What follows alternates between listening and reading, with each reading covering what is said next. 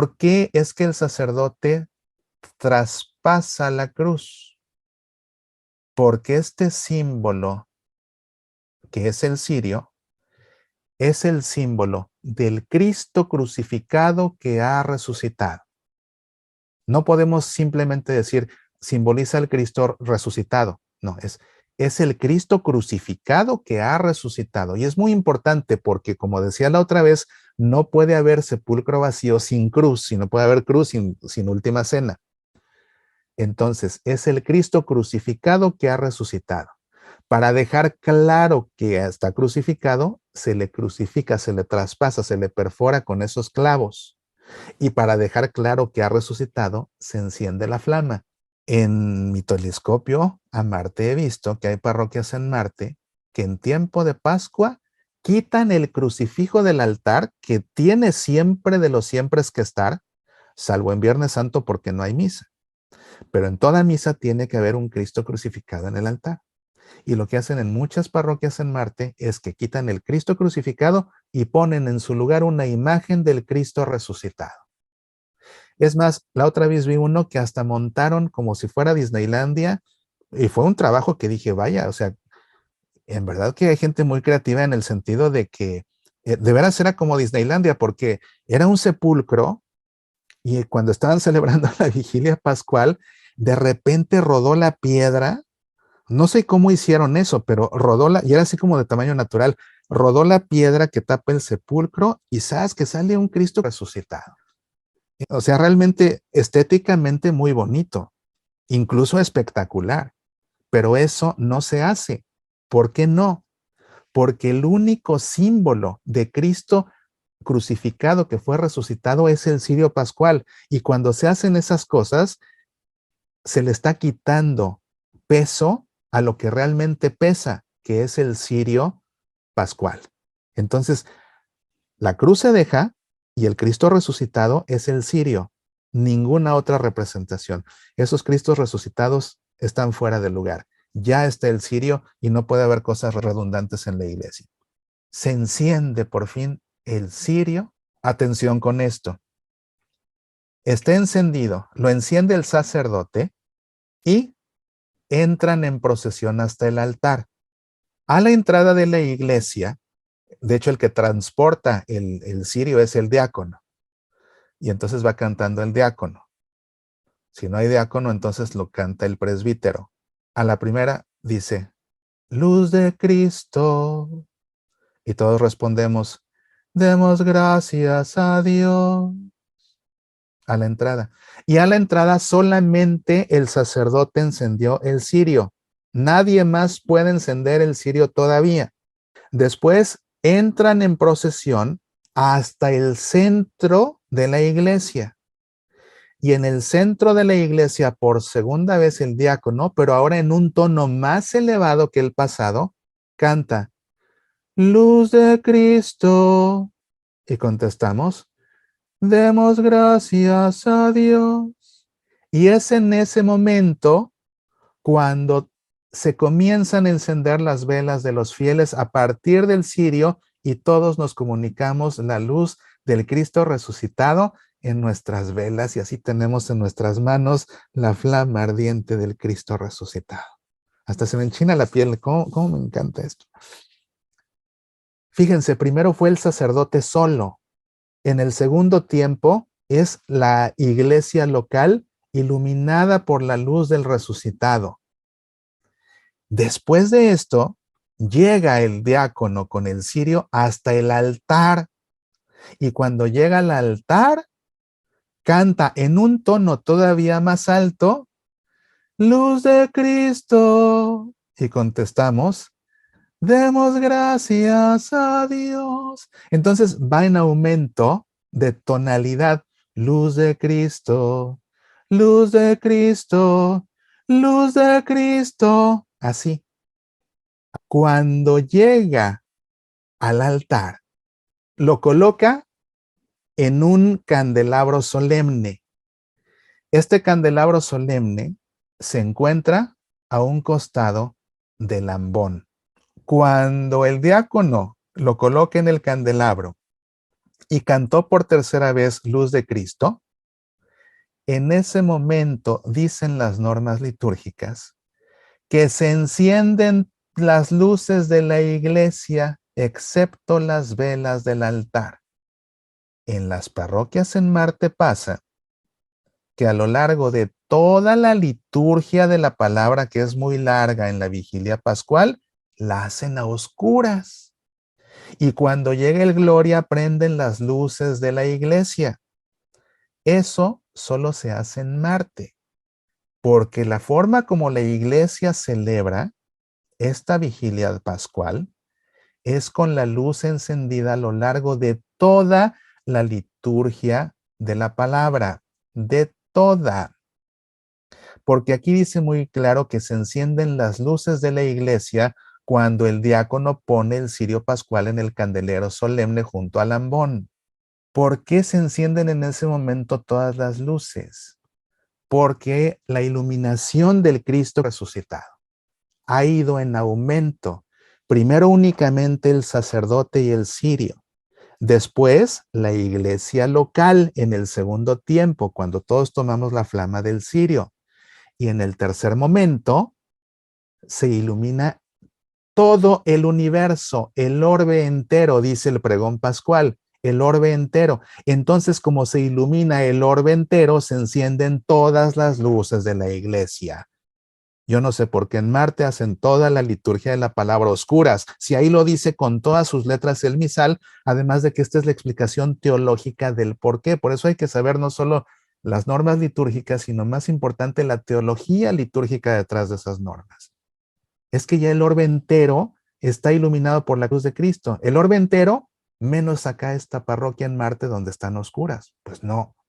Pues no, eso sí, lo único que no se enciende, dicen las normas, son las velas del altar. Estas velas del altar son las que se encienden en el Gloria, no las luces de la iglesia, las velas del altar, ahí está. Después de esto viene el pregón pascual. Pero antes de esto voy a explicarles por qué se coloca al lado del ambón. Es que el ambón, litúrgicamente, y no en este momento, siempre de los siempres de los siempres, el ambón representa el sepulcro vacío de Cristo. ¿Por qué? Porque la primera buena nueva de su resurrección se dijo desde encima del sepulcro vacío y la dieron los ángeles cuando vinieron las mujeres a buscarlo y se encontraron el sepulcro vacío. Desde ese sepulcro vacío los ángeles les dieron la primera buena noticia de que había resucitado. Por eso se proclama la palabra de Dios desde el ambón, porque el ambón representa el sepulcro vacío y de hecho los primeros ambones que se construían siempre tenían motivos grabados o dibujados justamente del sepulcro vacío, porque es lo que simboliza. Y por esa razón, como el ambón es el sepulcro vacío, el cirio pascual se coloca a su lado. ¿Por qué? Porque el cirio pascual encendido representa a quién? A Cristo resucitado. Entonces así está Cristo resucitado al lado del sepulcro vacío que es el ambón. Y por eso a lo largo de todo el tiempo de Pascua, que el cirio pascual está encendido, entonces siempre permanece al lado del ambón, siempre al lado del ambón, en Pascua. Cuando termina la Pascua, el cirio pascual se retira de ahí y se coloca al lado de la fuente bautismal y ahí se queda el resto del año. Y es la razón por la que el ambón es un lugar sagrado dentro del espacio sagrado litúrgico y porque es un lugar sagrado el ambón que representa el sepulcro vacío, el ambón no se puede usar más que para cosas muy específicas que están también normadas por la iglesia, únicamente para la proclamación de la palabra, únicamente para la predicación de la homilía, únicamente para la oración universal y únicamente para entonar el pregón pascual. No se puede usar para nada más, no se puede usar para dar los avisos, no se puede usar para leer las municiones, no se puede para que va el caballero de Colón a invitarlos al desayuno de hot cakes y desde ahí lo hace. No es porque viene el seminarista a pedir para una colecta y desde ahí se pone a hablar. No, el ambón no se usa para eso, no es para que invitan a alguien a que dé una conferencia, a que venga a dirigir los ejercicios de cuaresma y lo hace desde el ambón. No, no, y no yo mismo cuando me invitan a una iglesia y tengo que hablar en la iglesia, yo siempre pido no hablar en la iglesia, siempre pido hablar en un salón, o en un auditorio, pero cuando no hay de otra y me ponen en la iglesia, o cuando doy la masterclass sobre la liturgia, que tiene que ser en la iglesia, siempre les digo, pónganme un atril al lado, porque no puedo hablar desde el ambón, porque no voy ni a proclamar, ni a predicar la homilía, ni a hacer la oración universal, ni a cantar el pregón pascual. Voy a dar una conferencia, entonces me ponen un atril al lado y desde ahí hablo con mucho gusto. Por eso, porque es el sepulcro vacío. Entonces, no me le acerco. Tampoco es para dirigir el rosario, no. El rosario lo diriges desde otro lado, no desde el ambón, no desde el ambón y no desde el ambón por esto que significa. El pregón pascual se entona desde ahí justamente por esto. ¿De dónde se pregona la noche de Pascua? Pues desde el sepulcro vacío, al lado del Cristo resucitado. Por eso el pregón pascual se hace desde ahí. El cirio pascual, atención, y es aquí por lo que hay que saber, además de las normas, hay que saber entender la teología litúrgica. El cirio pascual debe permanecer encendido toda la Pascua, donde toda la Pascua es toda la Pascua, de día y de noche. No, acaba la misa, lo apago, va a empezar la misa, lo enciendo. No, debe permanecer todo el tiempo de Pascua encendido. Por eso son tan grandes, precisamente. Son grandes para que duren todo el tiempo de Pascua. Y alguien dirá, pero ¿quién dice que se tiene que dejar encendido toda la Pascua? Bueno, lo dice el pregón pascual. Ayer te hablé de un principio de nuestra fe. Lex orandi, lex credendi. La norma de nuestra oración es la norma de nuestra fe. Lo que rezamos es lo que creemos. La norma de la oración es la norma de la fe. Lo que rezamos es lo que creemos. Lex orandi, lex credendi. ¿Qué rezamos con el pregón pascual? Eso es lo que creemos. Y el pregón pascual, que es hermosísimo, el pregón pascual tiene que ser cantado, no leído. Se compuso para ser cantado. No se puede leer, se tiene que cantar. ¿Quién lo tiene que cantar? Lo tiene que cantar un diácono. Es que no hay diácono, o el diácono es un desafinado de lo peor. Está bien, entonces que lo cante el presbítero. Es que el presbítero es otro desafinado de lo peor.